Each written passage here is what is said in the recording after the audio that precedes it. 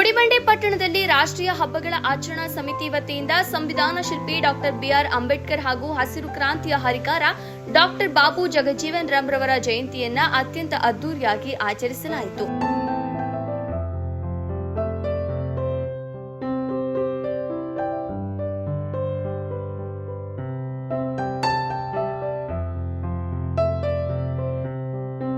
ವೇದಿಕೆ ಕಾರ್ಯಕ್ರಮಕ್ಕೂ ಮುನ್ನ ಪಟ್ಟಣದ ಮುಖ್ಯ ರಸ್ತೆಗಳಲ್ಲಿ ಮಹನೀಯರ ಅದ್ದೂರಿ ಮೆರವಣಿಗೆಯನ್ನ ನಡೆಸಲಾಯಿತು.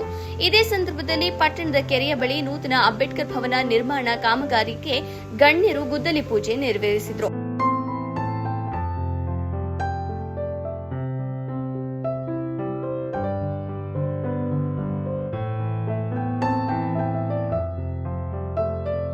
ನಂತರ ಮಾತನಾಡಿದ ಶಾಸಕ ಸುಬ್ಬಾರೆಡ್ಡಿ, ಕೇವಲ ಅಂಬೇಡ್ಕರ್ ಅವರ ಜಯಂತಿ ಆಚರಣೆ ಮಾಡಿದ್ರೆ ಸಾಕು, ಅವರು ಹಾಕಿಕೊಟ್ಟಿರುವ ಆದರ್ಶದ ಹಾದಿಯಲ್ಲಿ ನಡೆದಾಗ ಮಾತ್ರ ಜಯಂತಿ ಆಚರಣೆಗೆ ನಿಜವಾದ ಅರ್ಥ ಬರುತ್ತದೆ.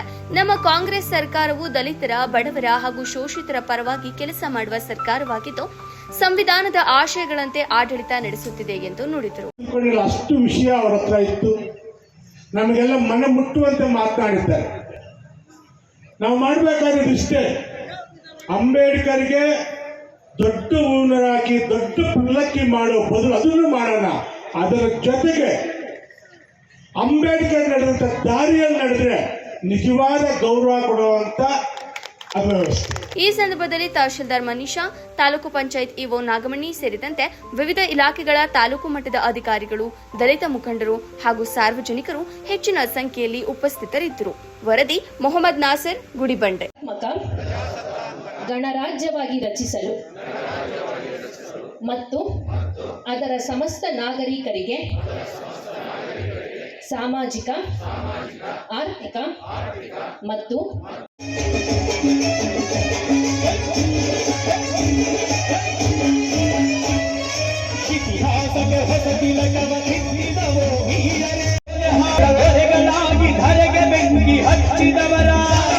ಎಲ್ಲ ಜನ ಹೀಯಾಳಿಸ್ತಾ ಇದ್ರು.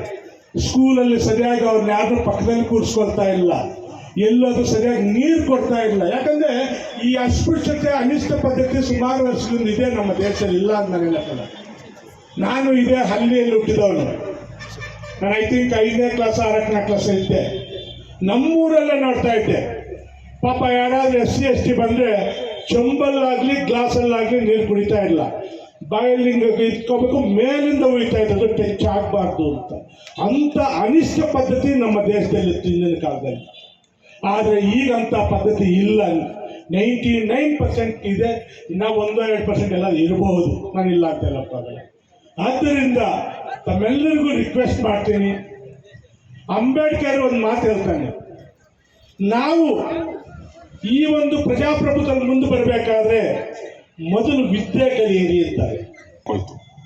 ನಾವು ಬಾಬಾ ಸಾಹೇಬರನ್ನ ನೆನೆಯಬೇಕಾದ್ರೆ ಅವರನ್ನು ಒಬ್ಬ ರಾಷ್ಟ್ರ ನಿರ್ಮಾಣಕ್ಕೆ ಪೂರಕವಾಗಿದ್ದಂಥ, ಈ ದೇಶ ವಿಭಜನೆ ಆಗದೆ ಎಲ್ಲರೂ ಈ ದೇಶ ನಮ್ದು ಅನ್ನಿಸುವಂಥ ಒಂದು ಸಂವಿಧಾನದ ಕರ್ತೃವಾಗಿ ಅಲ್ಲಿ ಕೂತಿದ್ದನ್ನು ಆ ಕಾರಣಕ್ಕಾಗಿ ನಾವು ನೆನಪಿಸ್ಕೊಳ್ಬೇಕು. ಅವರನ್ನ ಅಫ್ಕೋರ್ಸ್ ನಾವು ದಲಿತ ವಿಮೋಚಕನಾಗಿ ನೆನಪಿಸ್ಕೋಬೇಕು. ಜಾತಿ ವಿನಾಶದ ಕುರಿತು ಬರೆದಂಥ ಮತ್ತು ಜಾತಿ ವಿನಾಶಕ್ಕಾಗಿ ಕೆಲಸ ಮಾಡಿದ ವ್ಯಕ್ತಿಯಾಗಿ ನೆನಪಿಸ್ಕೊಳ್ಬೇಕು. ಆದರೆ ಅಷ್ಟೇ ಅಲ್ಲ, ಅದರ ಜೊತೆಗೆ ಈ ದೇಶವನ್ನು ಒಗ್ಗೂಡಿಸಿದ್ದಂಥ ಈ ಸಂವಿಧಾನ, ಎಲ್ಲರಿಗೂ ಹಕ್ಕುಗಳನ್ನು ಕೊಟ್ಟಂಥ ಸಂವಿಧಾನದ ಪ್ರಧಾನ ಶಿಲ್ಪಿಯಾಗಿ ಕೂಡ ಇವರನ್ನ ನೆನಪಿಸ್ಕೋಬೇಕು. ಅವೆಲ್ಲವನ್ನು ಕೂಡ ಮರದಟ್ಟು ಮಾಡಿಕೊಟ್ಟಿದ್ದಾರೆ. ಇವತ್ತು ಅವರ ಜನ್ಮದಿನೋತ್ಸವ, ಬಾಬು ಜಗಜೀವನ್ ರಾಮ್ ಅವರ ಜನ್ಮೋತ್ಸವವನ್ನು ನಾವೆಲ್ಲರೂ ಕೂಡ ಆಚರಿಸ್ತಾ ಇದ್ದೀವಿ.